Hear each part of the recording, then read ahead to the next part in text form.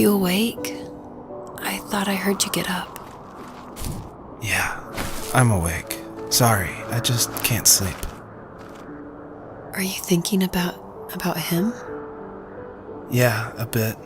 Usually get back to sleep, my love. I'm fine. No, it's okay. What else is on your mind? I don't know, it seems weird, but I had one of the most vivid dreams of my life. I saw a fox on a snowy mountain, just looking confused and worried. Those eyes, I can't get those eyes out of my head. She was running in the windy snow, looking for something. Do you think it has to do with you and what's been going on?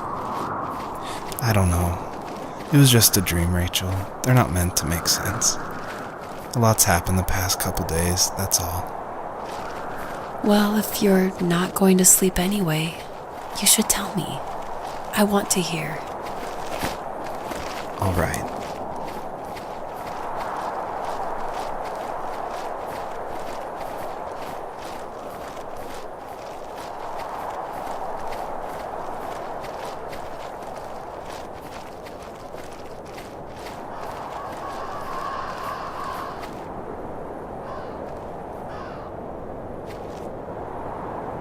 So, not far from her home, she followed that path to something unexpected.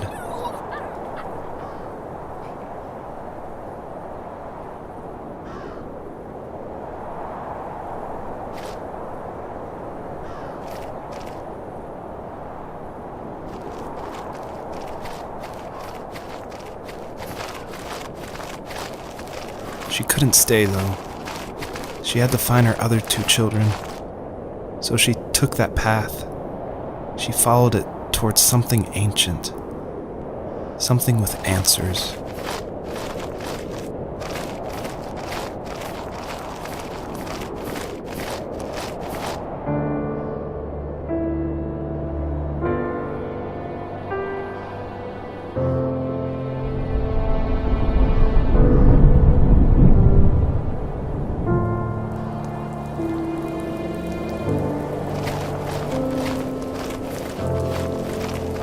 The fox looked high and low, searching for any sign of her cubs. Points of light showed the way to this ancient tree.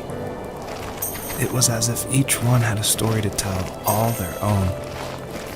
The land was trying to tell my story, too. I felt like I was right behind her the whole time.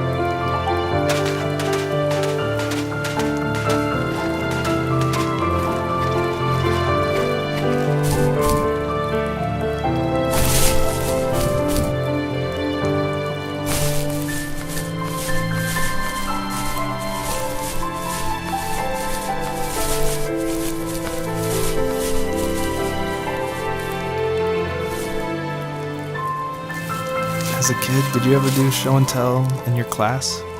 Yeah, I think I only did it once. when I was in the 4th grade. You know how my life was around then. I wanted to show my class what helped pass the time and distracted me, so I brought a dozen paper cranes I had made.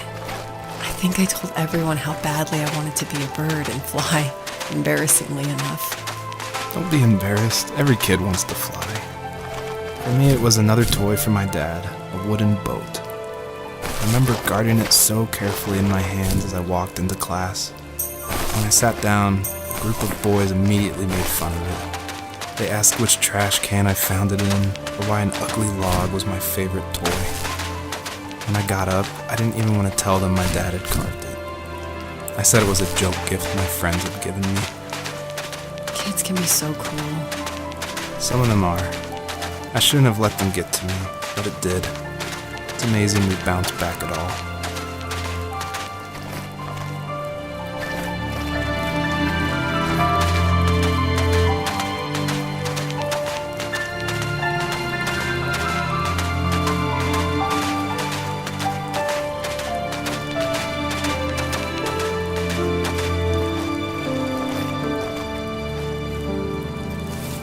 Do you remember what my dad did for a living? Wasn't he like a lumberjack? That's one way of putting it. If wood was a canvas, then a carving knife was his paintbrush.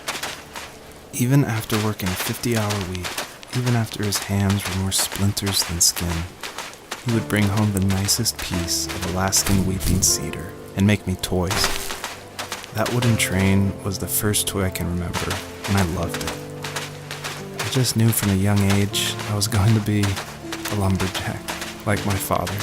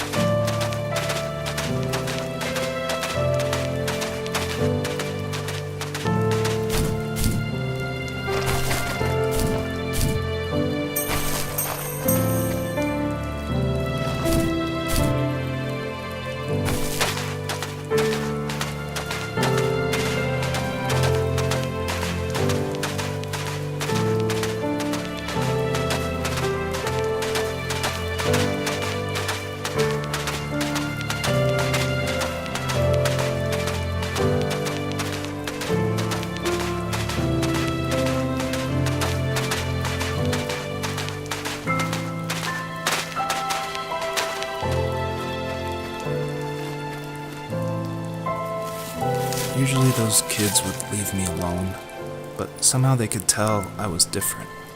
They made fun of how far away I lived. They called my dad a sourdough. I was a blabbermouth as a kid, telling my dad stories I made up for hours. But after that show and tell, I didn't tell him much anymore. He didn't know exactly what was wrong, but his best guess was that the toys he carved weren't cool enough. He carved me a tank, tried to tell me what it was like to be in a real tank as a serviceman. I didn't know your dad was in the military. Yeah, in the army. The sad thing is that I'd pretty much forgotten until just now. There's so much I still don't know about him. I'm sorry. He knows how much you love him. You're going to see him again soon and have some closure, I'm sure.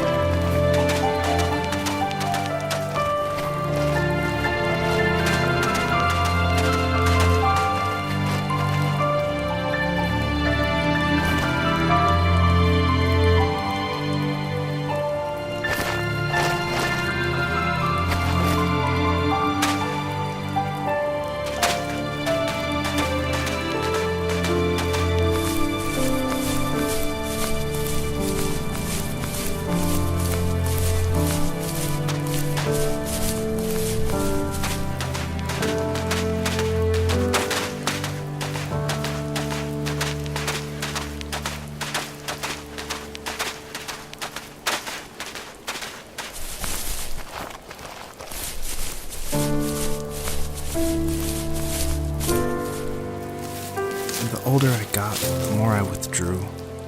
I asked myself, why talk to anybody anyway? Why bother when I'm happy by myself? I started drawing a lot, mostly animals I saw in the woods by my home. I then imagined designing my own hideouts with things like TVs and pantries full of chips and cookies. I think that idea of leaving home and drawing blueprints started my career. I found a lot of solace in that. I'm not surprised, but I did the same thing, you know? There's something special about having a place to call your own. And now look at us. Well, if you count renting in an overpriced city. It's as close as we can get for now.